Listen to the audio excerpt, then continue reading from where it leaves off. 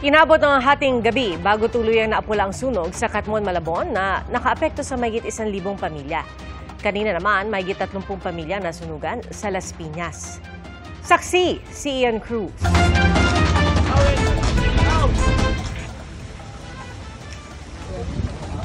Nagputukan ang mga kawad ng kuryente at mabilis na kumalat ang usok sa gitna ng sunog sa Gabriel Compound, Barangay Pulang Lupa 1, Las Piñas City. Kita kung paanong nilamon ng apoy ang mga bahay.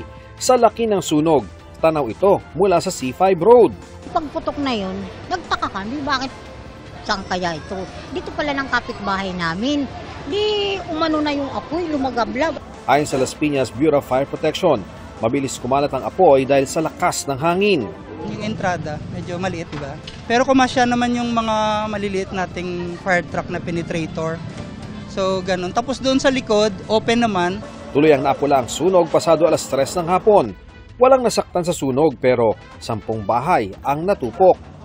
Pansamantalang nasa covered court ang 33 pamilyang nasunugan. Mahigit 7 oras namang tumagal ang sunog na sumiklab kahapon sa Barangay Katmon, Malabon. Mag-alas 12 na ng hating gabi nang maapula ito. Malawak ang iniwang pinsala ng sunog, nagkalat ang mga yero at naabo na ang mga bahay. Si Mary Joy, emosyonal nang makitang halos wala nang natira sa bahay nila na kagagawa lang. Walang natira? Walang natitira, sir. Hindi namin alam kung paano mag-umpisa ulit, sir. Hindi namin alam kung makakatayo pa kami dahil walang-wala nga po eh. Putok na lahat eh. So ang talaga naging thinking ko na nga lang, bit-bit ko sila, ganyan. Takbo na kami kahit saan kami makapunta basta makalayo lang. Halos wala nang mapakinabangan ng mga residente sa mga natupok na bahay. Ayon sa mga residente sa ilang dekada nilang paninirahan, ito sa Sitio 6, Barangay Katmon, Malabon City. Ito na raw ang pinakamalawak at pinakamalaking sunog na naranasan nila. Nasa 1,000 pamilya o mahigit 4,000 individual ang apektado. Gaya sa Las Piñas, pahirap ang apulahin ang apoy sa Malabon dahil sa lakas ng hangin. Gawa rin sa light materials ang mga bahay. Ang hindrance natin is maliliit yung iskinita, access road going to dun sa nasusunog. And then, dikit-dikit din kasi yung mga bahay.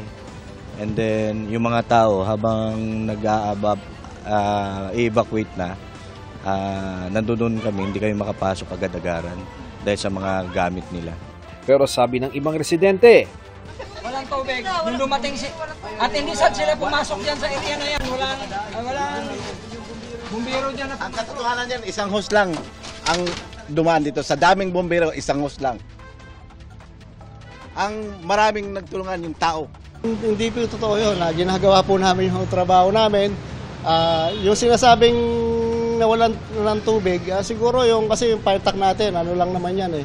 1,000 gallon lang, may minuto lang po siya na mauubos agad, pero may nagsusupply naman. Nanatili sa 3 evacuation centers ang mga nasunugan, pero may mga pamilya pang hindi nakakapasok sa evacuation center. Sa gitna ng kaliwat kanang sunog, dapat magdoble ingat lalo ngayong magpapasko at marami ang nagkakabit ng Christmas lights. Paalala ng BFP, bumili lang ng mga Christmas light mula sa mga legit na tindahan. Siguruhin din daw na may ICC seal at PS mark ang mga bibilhin.